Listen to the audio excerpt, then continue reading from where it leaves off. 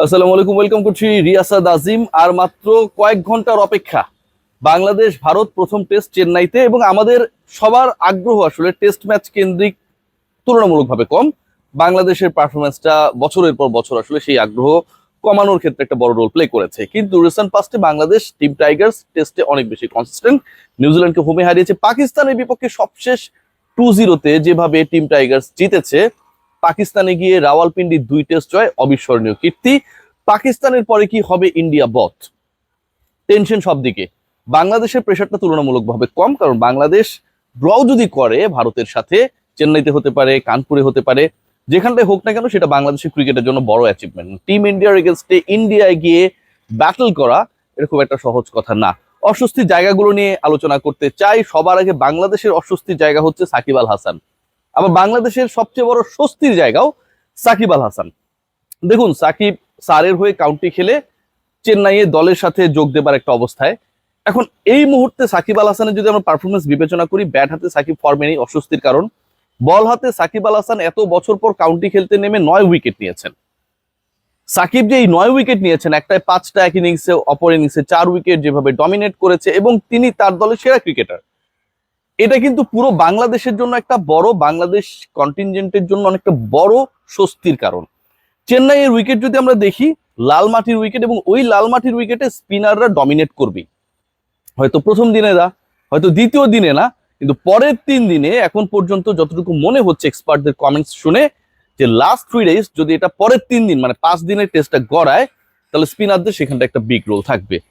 County খেলতে গিয়ে সাকিব আল হাসান ইংল্যান্ডে তার স্পিন ধরিয়েছেন, চেন্নাইতে যখন খেলা হবে বুঝতেছেন সেই জায়গাটা আসলে সাকিবের ক্যারিশমা কতটা ইফেক্টিভ হতে পারে। এটা হচ্ছে স্বস্তির জায়গা। অস্বস্তির জায়গাটা হচ্ছে সাকিব আল হাসান চেন্নাইতে এসে টেস্টের আগে প্র্যাকটিস সেশন একটা মাত্র পাচ্ছেন। ভিসা জটিলতার কারণে সাকিব আল হাসান ইংল্যান্ড থেকে ভারতে প্রপার টাইমে আসতে পারেন না। আপনারা জানেন সবাই যে সাকিব আল হাসান বাংলাদেশে অবস্থান করছেন না, নানা কারণে পলিটিক্যাল ইস্যুস রয়েছে, এবং যেহেতু তিনি বাংলাদেশের হয়ে খেলছেন, বাংলাদেশে আসছেন না, অনেকটা উড়ে উড়ে দূরে দূরে থেকে থেকে, সেই জায়গাটায় তার ভিসা ম্যানেজ করা নিয়ে অনেকটা ভেজাল হয়েছিল। পরে দুবাই থেকে ইন্ডিয়ান ভিসা অ্যারেঞ্জ করা হয়।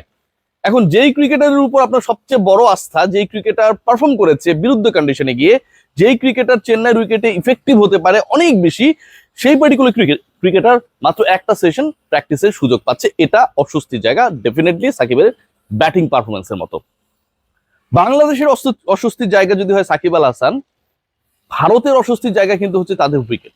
কেন সেটা আমি গতকাল মোটামুটি আর্টিকেল গুলো দেখার চেষ্টা করছিলাম, অনেকের ভিডিওস দেখার চেষ্টা করছিলাম। এই যে লাল মাটির উইকেটে খেলাটা হবে, একটু আগে আমি বলছিলাম যে এখানে হচ্ছে লাস্ট 3 ডেজ হচ্ছে বল ঘুরবে, এটা মোটামুটি নিশ্চিত। 5 দিন যদি খেলা করে, প্রথম 2 দিনে স্পিন হবে না এমনটা না, কিন্তু লাস্ট 3 ডেজে হচ্ছে অনেক বেশি টার্ন পাবে স্পিনাররা। এখন সেটা যদি সত্য হয়, বাংলাদেশ টিমে যারা রয়েছেন তারা কিন্তু প্রত্যেকেই যে কোনো দলের জন্য ধ্বংসাত্মক। সাকিব আল হাসানের কথা আমি বলবো না নতুন করে, একটু আগে আমি বলেছি সাকিব আল হাসান কি করতে পারেন। এন্ড ডেফিনেটলি চেন্নাইয়ের উইকেট সম্পর্কে সাকিবের এক্সপেরিয়েন্সটা সবচেয়ে বেশি ফর আইপিএল। তিনি আইপিএল একটা বড় সময় খেলেছেন, বাংলাদেশ ন্যাশনাল টিমের হয়ে তিনি যতগুলো ম্যাচেস খেলেছেন দেশের বাইরে, সেই এক্সপেরিয়েন্সটা একটা বড় কাজে দেবে। এর বাইরে Mehidy Hasan Miraz is going to be a vital fact. আমরা যদি খেয়াল করে দেখি মেহেদী হাসান মিরাজ রাওয়ালপিন্ডিতে কতটা ইফেক্টিভ ছিলেন। রাওয়ালপিন্ডির উইকেটের থেকে চেন্নাইয়ের উইকেট মোর স্পিন সহায়ক হবে, স্পিন বেশি হবে। এখন পর্যন্ত প্রেডিকশনটা অনেকটা এরকম, রাওয়ালপিন্ডির থেকে চেন্নাইয়ের উইকেট যদি বেস্ট হয় বা বেটার হয়, তাহলে সেই জায়গায় মেহেদী হাসান মিরাজ রাওয়ালপিন্ডিতে পারফর্ম করে এসেছেন, পরীক্ষা নিয়েছেন, ম্যান অফ দ্য সিরিজ হয়েছেন, চেন্নাইতে তো তিনি আরো বেশি ইফেক্টিভ হবেন। একদিকে সাকিব বাঁহাতি অর্থোডক্স, অপর দিকে মেহেদী হাসান মিরাজ। এর বাইরে বাংলাদেশ আমার কাছে মনে হয় থার্ড স্পিনার খেলাবে। তাইজুল ইসলামকেও যদি খেলিয়ে দেয়, টিম টাইগার্সের স্পিন সামলানোটা ডিফিকাল্ট হয়ে যাবে। সো লাল মাটির উইকেটে খেলা, ইন্ডিয়ান টিমে আমরা অশ্বিনকে দেখবো, কোনো ডাউট নেই। কুলদীপ যাদব তিনিও থাকবেন, এবং দুজনই হচ্ছে টেস্ট র্যাঙ্কিং এর টপ 2 বোলার্স। এই বোলাররা থাকার পরেও বাংলাদেশের সাকিব, মিরাজ, তাইজুলরা ভারতীয় ব্যাটিং লাইন আপের জন্য বিশাল একটা অস্বস্তির কারণ। কারণ উইকেট তাদেরকে গ্যারান্টি দিচ্ছে না যে তাদের স্পিনাররা যদি সুবিধা পায়, সুযোগ যদি পায় বাংলাদেশের ব্যাটিং লাইন আপকে চাপে ফেলার জন্য, বাংলাদেশের রিসেন্ট পাস্ট পারফরমেন্স যা, এবং একই সাথে কোয়ালিটি স্পিনের অবস্থা যা, সেটা টিম ইন্ডিয়ার জন্য যথেষ্ট থ্রেটনিং।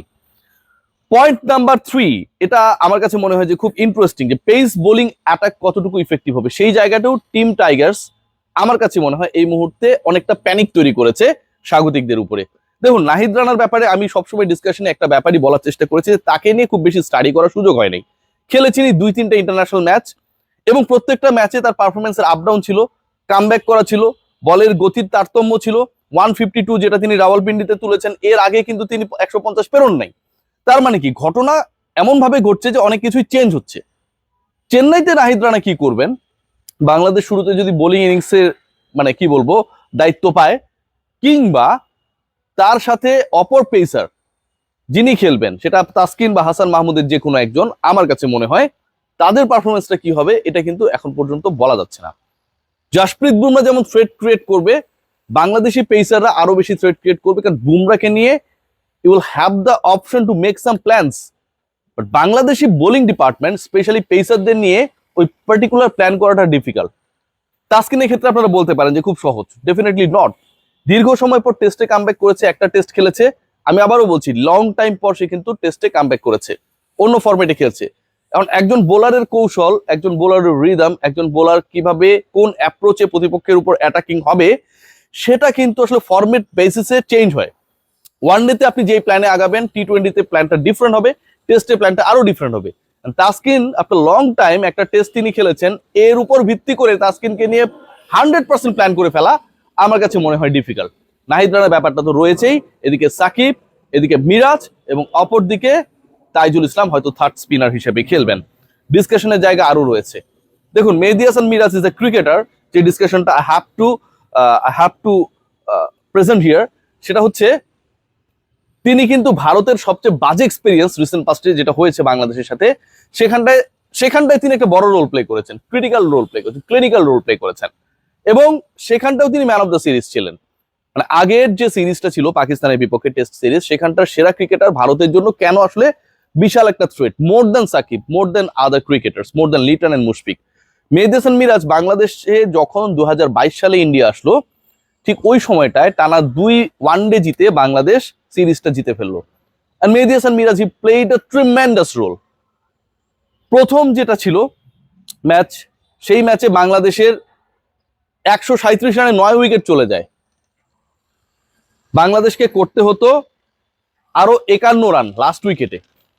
মেহেদী হাসান মিরাজ মুস্তাফিজকে নিয়ে ভারতের এগেনস্টে কিন্তু বলছি, 41 বলে 51 রানে পার্টনারশিপ করলেন, নিজে 38 রানে অপরাজিত ছিলেন। এটা কিন্তু ভাই খুব ডিফিকাল্ট কাজ ছিল, একলা করেছেন। পরের ওয়ানডেতে সেখানটায় বাংলাদেশ মোটামুটি একটা প্রেসারে পড়লো, এখানেও মেহেদী হাসান মিরাজ মাহমুদুল্লাহ রিয়াদের সাথে একটা পার্টনারশিপ করলেন। শেষ পর্যন্ত বাংলাদেশ 350-র মতো রান করলো, মেহেদী হাসান মিরাজ 81 বলে 100 রানে অপরাজিত।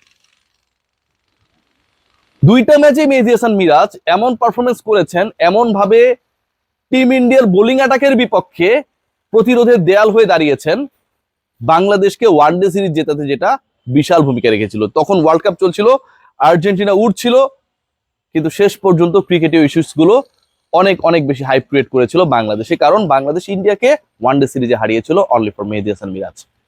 মেহেদী হাসান মিরাজ বোলিং এর কথা আমি বলেছি, তিনি কিন্তু আবারও ইন্ডিয়ার বিপক্ষে ব্যাট করবেন। তিনি কি করেন সেটা কিন্তু একটা বড় দুশ্চিন্তার ব্যাপার। Let's see what happen. তবে ইন্ডিয়া খুব একটা স্বস্তিতে নেই। Take great care.